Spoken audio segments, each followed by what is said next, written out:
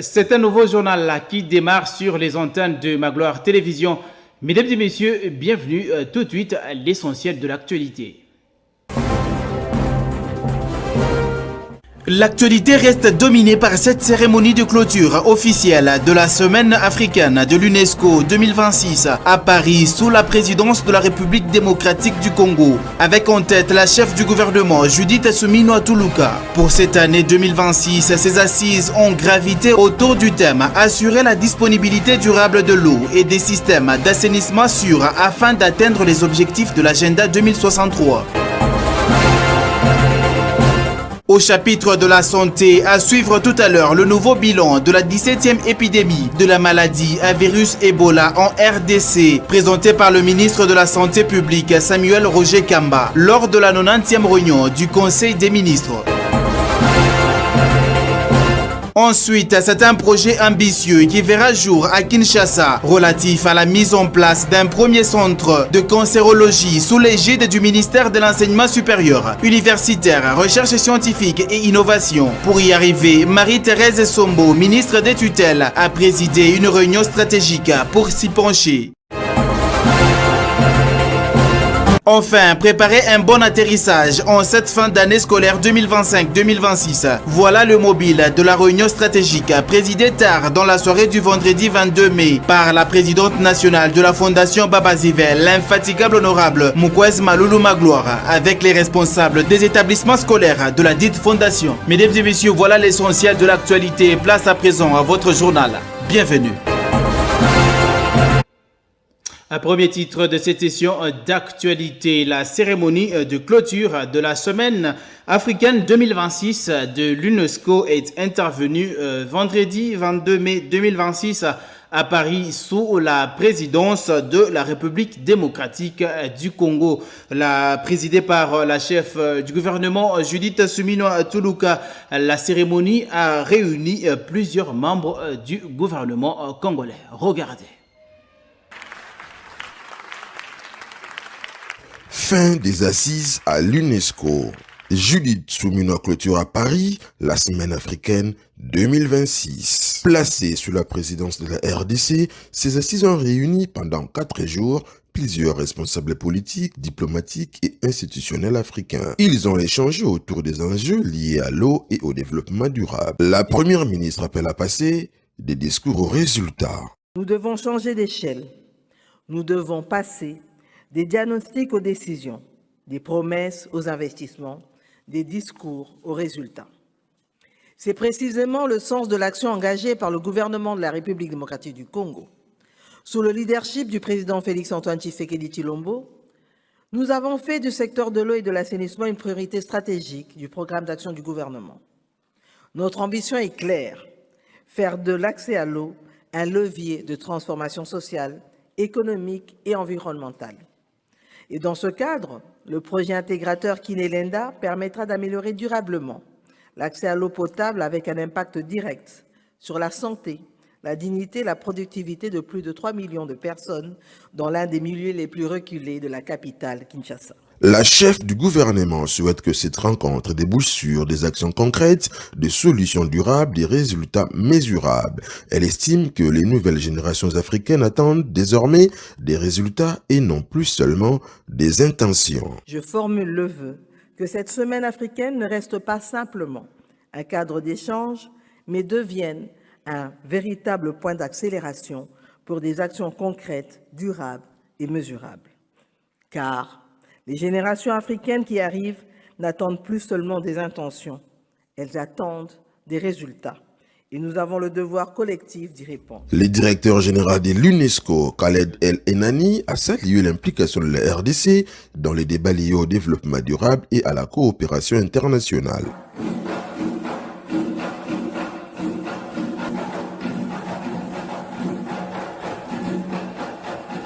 La cérémonie de clôture a mis à l'honneur la culture congolaise, tam-tam congolais, prestations folkloriques, valorisation du patrimoine culturel de la RDC avec la magistrale prestation de Youssoufa.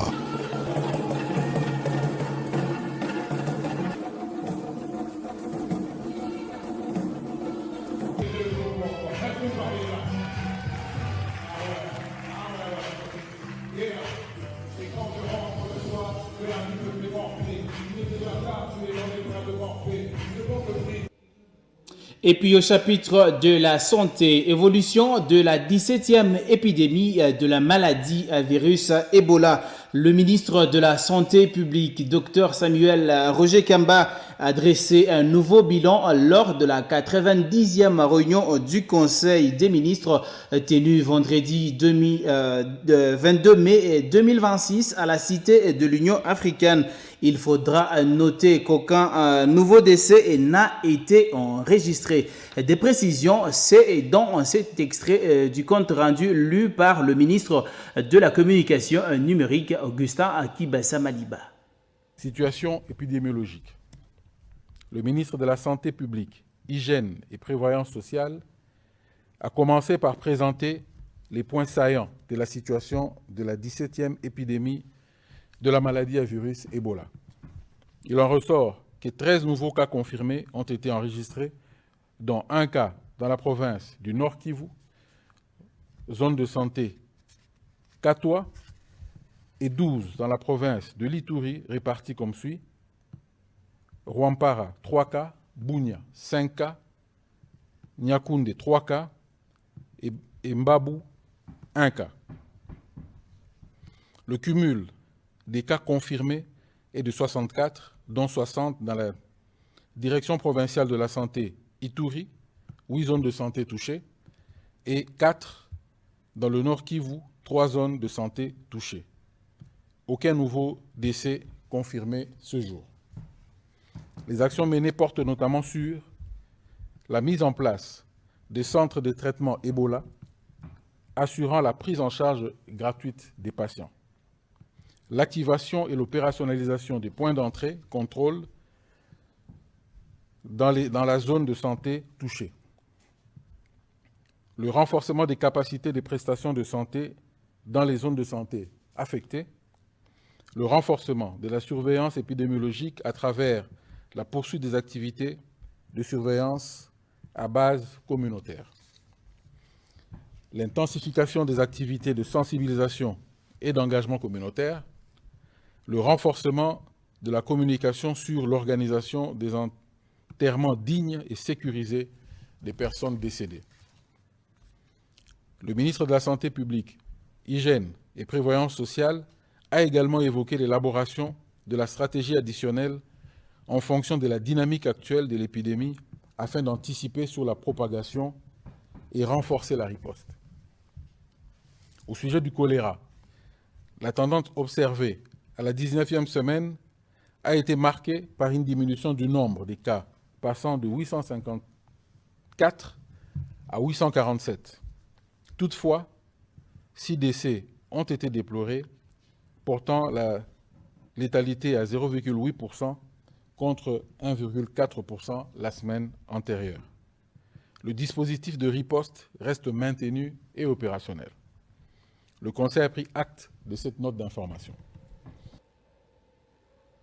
Dans le reste de l'actualité, mise en œuvre prochaine du premier centre de cancérologie à Kinshasa. Dans le cadre de ce projet stratégique, la ministre de l'Enseignement supérieur, universitaire, recherche scientifique et innovation, professeur Dr Marie-Thérèse Sombo, a présidé une réunion décisive consacrée à l'avancement des travaux préparatoires relatifs à la construction de cette infrastructure sanitaire de référence. Ce projet ambitieux vise la création d'un centre moderne spécialisé en oncologie dédié à la prévention, au diagnostic et à la prise en charge du cancer. Des précisions dans ce reportage.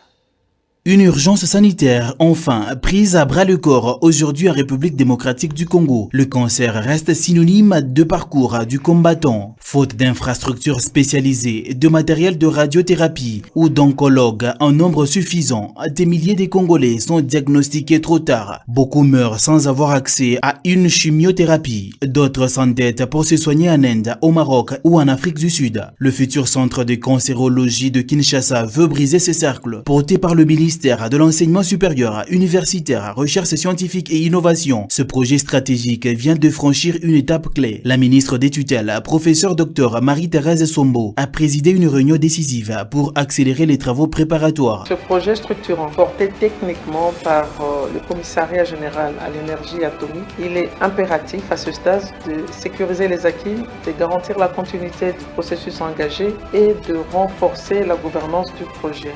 J'en appelle à l'engagement de chacun dans un esprit de responsabilité, de rigueur et de transparence afin d'assurer l'aboutissement rapide du processus de contractualisation et le démarrage effectif des travaux. Le centre de cancérologie de Kinshasa dépasse le cadre d'un simple projet d'infrastructure. Il constitue un investissement stratégique majeur pour la santé de nos populations afin qu'un levier essentiel pour le rayonnement scientifique de la République démocratique du Congo.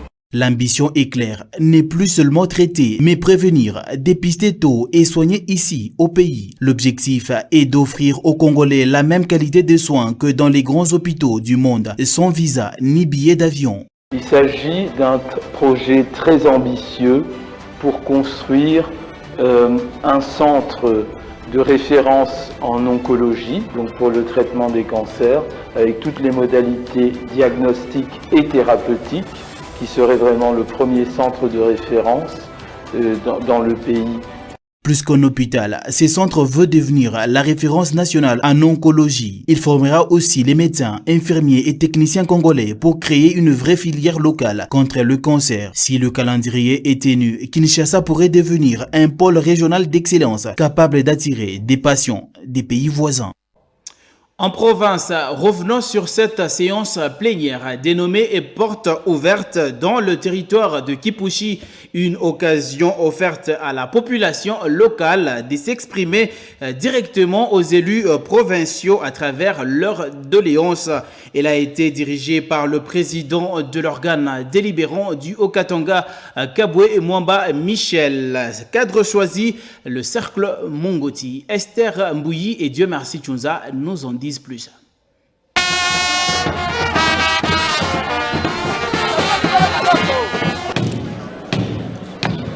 Un accent particulier a été mis sur l'enregistrement des mémorandums et autres doléances des différentes couches de la population du territoire de Kipushi au cours de la journée porte ouverte organisée le jeudi 21 mai 2026 au cercle Mongoti de la Gécamine par le bureau de l'Assemblée provinciale du Haut-Katanga que dirige l'honorable Kabwe Mwamba Michel. Cette séance plénière a réuni les députés provinciaux ainsi que la population locale conformément à la politique de proximité prônée par le chef de l'État Félix-Antoine Tshisekedi. La redevance minière, la détérioration du tissu économique, les manques de viabilité des établissements sanitaires et scolaires publics, la proximité avec les habitations ont des remblais contenant des résidus miniers exposant la population à des maladies hydriques, la spoliation des maisons appartenant à la Gécamine ainsi qu'à l'État congolais, les délabrements avancés des routes, la délocalisation de l'arrêt des bus Lubumbashi-Kipushi, les conditions précaires des détenus à la prison de Boma, ainsi que le manque d'emploi pour la population locale, malgré la présence de nombreuses entreprises minières dans le territoire. Par ailleurs, le rapport des différentes commissions permanentes ayant effectué des descentes sur le terrain dans plusieurs coins du territoire frontalier de Kipushi, dans les cadres d'enquêtes approfondies sur les difficultés que traverse la population, ont été présentés, suivis des recommandations formulées par les membres de ces commissions. Instant suivi de la présentation de rapports des vacances parlementaires par les élus de Kipushi, c'est notamment les honorables Tchanda Mwenge Jean-Paul, Mukwezi Malulu Magloire et Asia Mukasa Joël. Après audition, ces rapports ont été déclarés recevables puis adoptés sans amendement. Ainsi, l'honorable président Kabwe Mwamba Michel a levé la séance tard dans la nuit à la grande satisfaction de la population, tout en rassurant d'examiner avec attention chacune des doléances formulées afin que des solutions rapides et adéquates soient trouvées aux problèmes de la population de Kipushi à Maboké. Ça aura été une séance plénière historique à travers laquelle l'honorable Mukwezi Malulu Magloire a défendu avec brio le rapport de ces 3 mois de vacances parlementaires, surnommé la voix de Kipushi. La députée a vu son plaidoyer en faveur de sa circonscription être adopté à l'unanimité par l'Assemblée provinciale du Haut-Katanga. Une fois de plus, Esther Mbouyi et Dieu merci Tchunza pour les détails. Bisoyo fondation ya baba zipe bisoyo fondation ya baba Bisoyo, bisoyo, bisoyo, bisoyo, fondation ya Papa Sylvain.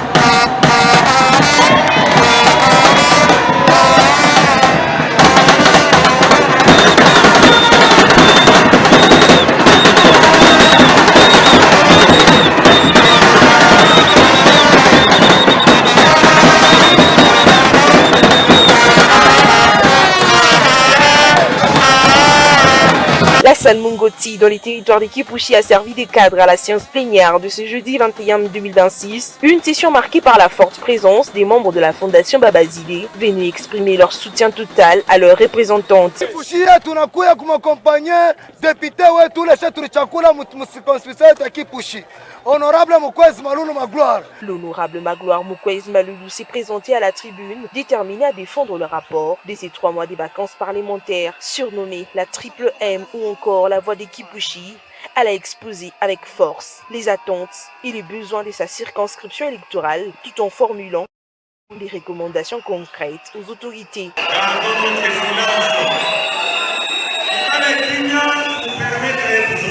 Honorable Président, mina semea ko juu ya village ya Kilongo. Mikuna kumbusha ko ile entreprise ko mu village ya Kilongo. Isaidie ko population ya kule na yo moto. Hii entreprise ingine kuna saidia kuna leta ko na moto tukuna shikia na tukunaona.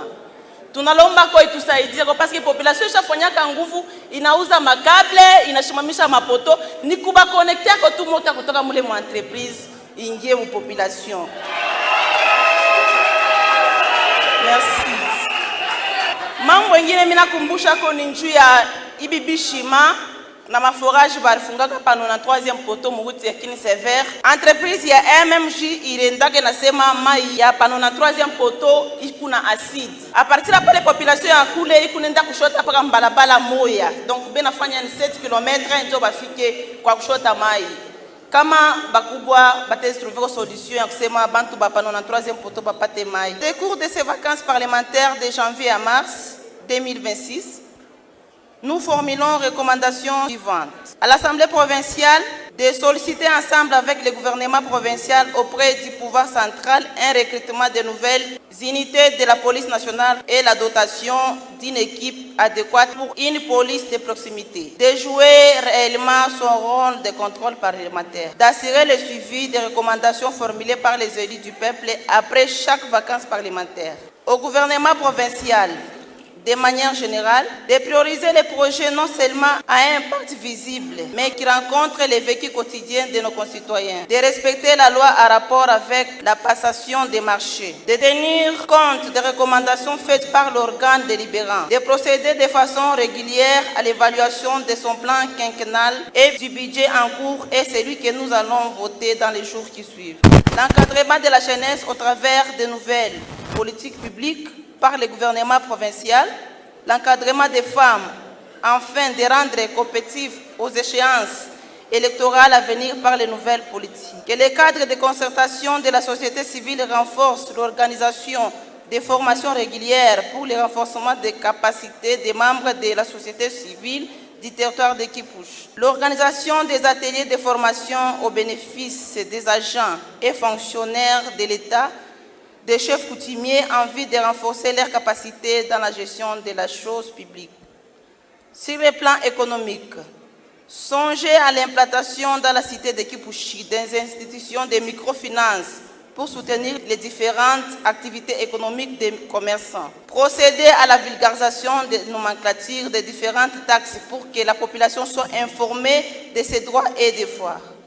Encourager les agriculteurs en leur dotant des tracteurs, des produits agricoles, engrais, irrés et autres outils aratoires. Pousser les entreprises de la place à choisir leur main-d'œuvre en majorité au sein de la population de Kipushi. Ces plaidoyers présentés avec sincérité et conviction a captivé l'ensemble des hémicycles. C'est donc sans surprise que les rapports de celles que l'on appelle affectueusement la Lionne ou encore la Sultana a été adopté à l'unanimité et déclaré recevable.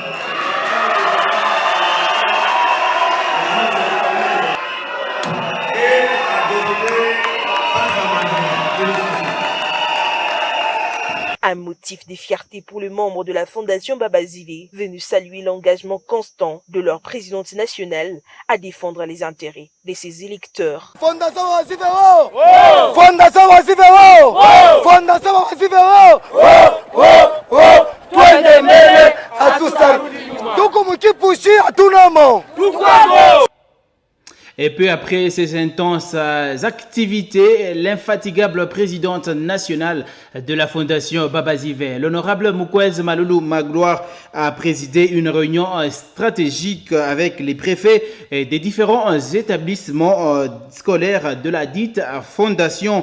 Une importante réunion tenue vendredi 22 mai 2026 en la salle La Fleur 3 du quartier Tchamalale, tard dans la soirée. Bovin Kazadilou Kwanga et Chris Kalambay, témoins de l'événement.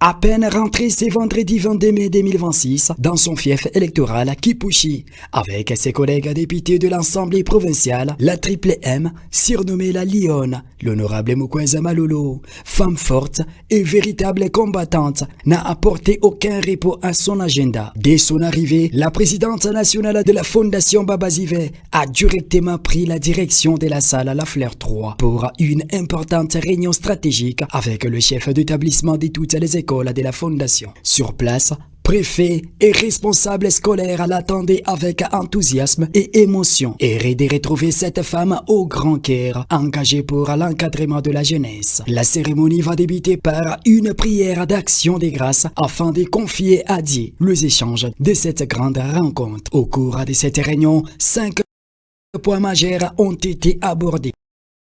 La présidente nationale de la FOBAZI a particulièrement insisté sur la discipline qu'elle considérait comme la base essentielle de toute sa formation scolaire. Devant l'ensemble de préfets, l'honorable Mukwege Malulu Magloire a demandé un encadrement rigoureux des élèves dans toutes les écoles de la Fondation Babazive. Un autre point important développé au cours de ces échanges, le respect des obligations administratives de l'État. La présidente nationale a exhorté tous les responsables des écoles de la FOBAZI à s'acquitter sans discussion des frais exigés par les autorités compétentes. À travers cette communication des bases, la Lionne a rappelé sa vision d'une éducation fondée sur la discipline, le respect des valeurs et la bonne gouvernance au sein des écoles de la Fondation Babazive. Commencée par la prière, cette grande réunion stratégique s'est également clôturée dans la même ambiance spirituelle, symbole d'unité et d'engagement pour l'avenir de l'éducation des enfants du Haut-Katanga et de toute la République démocratique du Congo à travers la Fondation Babazive.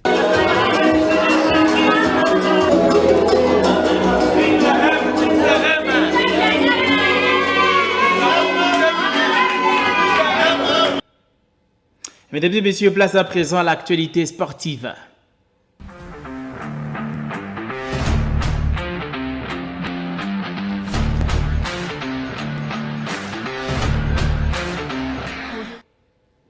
Un seul titre à retenir en sport. Les cheminots du Football Club Saint-Éloi à Lupopo ont réalisé un match nul lors de la 6e journée de la phase retour de play-off de la Ligue nationale de football face à l'association sportive Simba de Kolwezi. 0 but partout était le score à l'arrivée de cette affiche jouée au stade Kibasa Maliba de la commune de la Kenya vendredi 22 mai 2026. Bovin Kazadilou Kwanga nous en dit plus dans ce commentaire.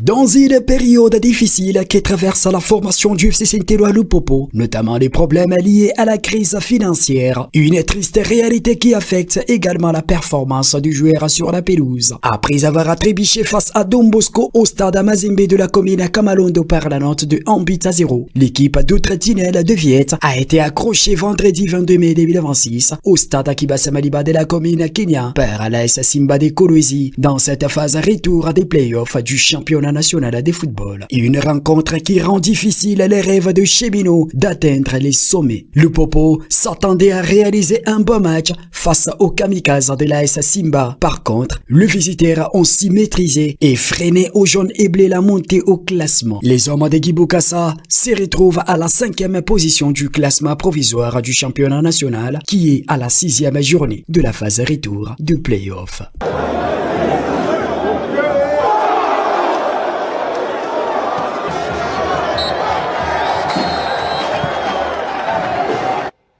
De la page sportive, passons à l'actualité en dehors de nos frontières.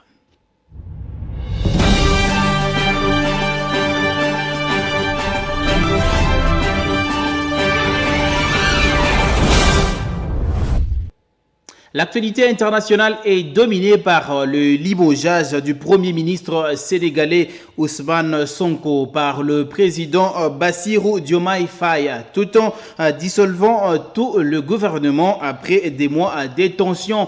Cette annonce surprise a été faite à la télévision d'État dans un décret lu par le conseiller présidentiel. Des précisions dans ce condensé.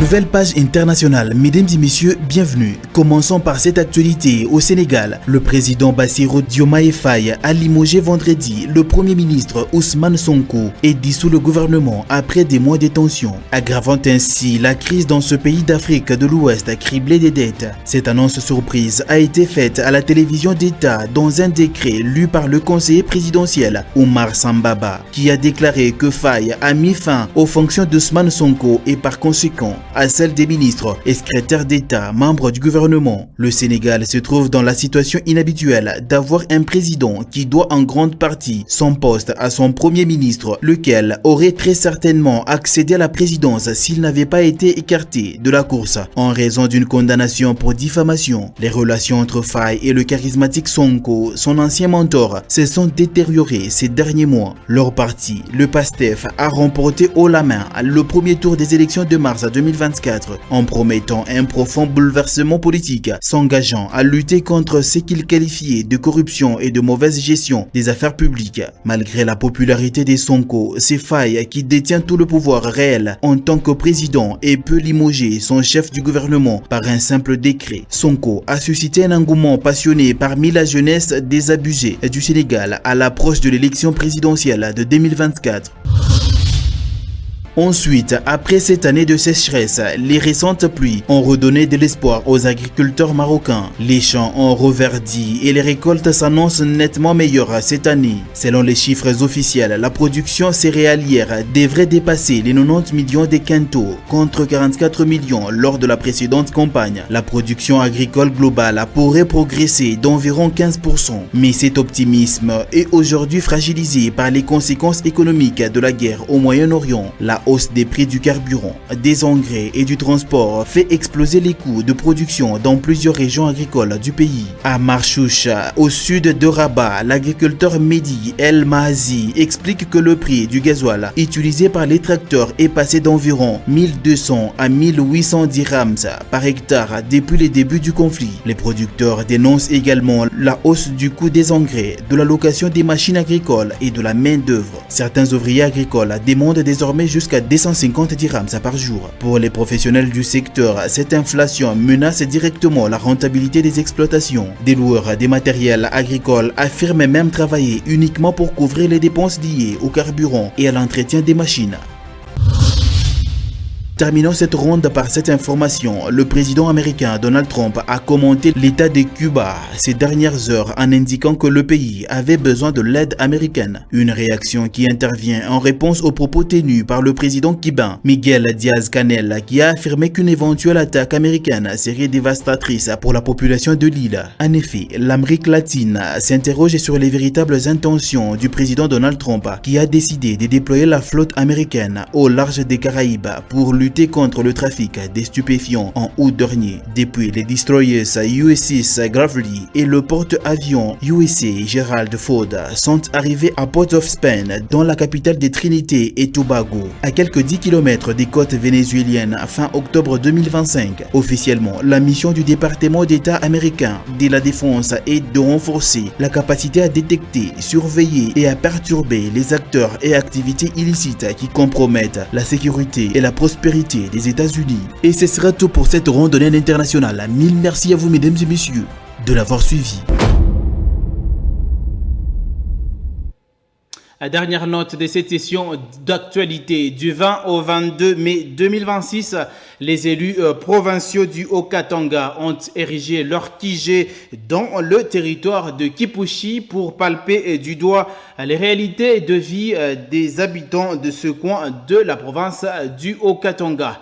La délégation avait été conduite par le président de l'organe délibérant Kabwe Mwamba Michel. À l'issue de leur séjour, les décisions ont été prises, des orientations ont été faites. C'est ce que nous renseigne l'honorable Jimmy Ndombe, élu de la circonscription de Lubumbashi, qui nous fait la restitution de ses déplacements à travers cet échange téléphonique avec le roi Mwamba Katadwe. Honorable Divine Ndombe, bonjour. Bonjour. Vous êtes député provincial élu de la ville de Lubumbashi. Les élus provinciaux ont effectué une mission de 3 jours dans les territoires de Kipushi. Comment s'est déroulées les activités pendant votre séjour dans cette partie de la province? Ici, j'aimerais faire un pas en arrière pour dire que l'Assemblée provinciale a adopté lors de son calendrier des matières pour la session de mars 2026 une journée porte ouverte qui devait se tenir dans les territoires de Kipushi.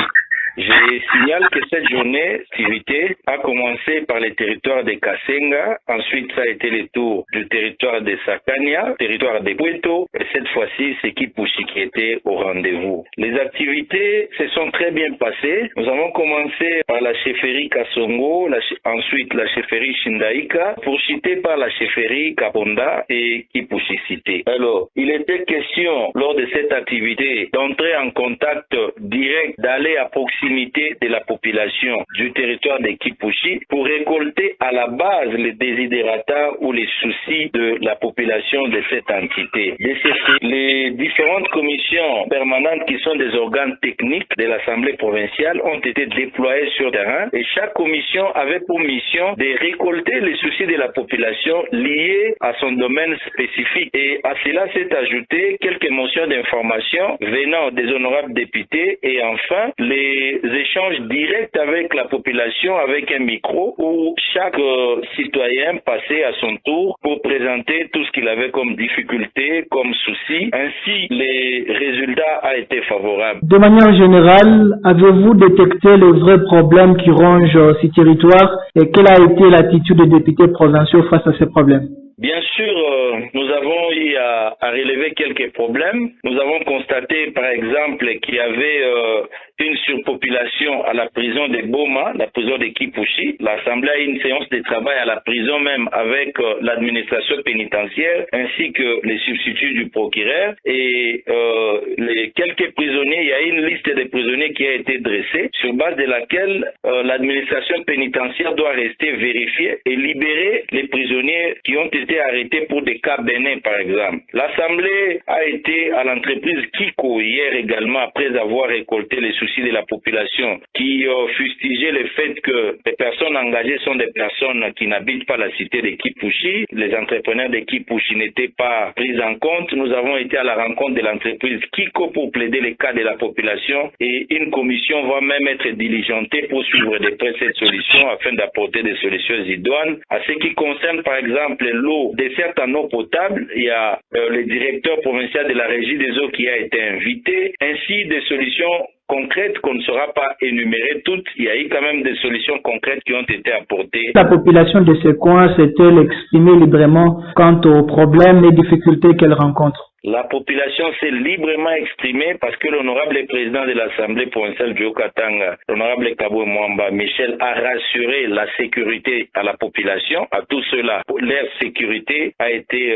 garantie de manière à ce qu'elle s'exprime librement. Et les problèmes ont été posés librement, sans qu'il y ait frustration, contrainte ou peur. La population s'est librement exprimée par rapport à tout ce qui atteint ou tout ce qui apporte atteinte à la population, à cette dernière. Honorable Jimmy Ndombe, Magloire Radio Télévision vous dit merci d'avoir répondu à toutes ces questions. Je rappelle que vous êtes député provincial de la ville de Lubumbashi. Merci beaucoup, monsieur le journaliste. Ça aurait été un plaisir pour nous de vous avoir informé tout au long de cette semaine. Ce journal est complètement terminé. À vous, mesdames et messieurs, merci de l'avoir suivi.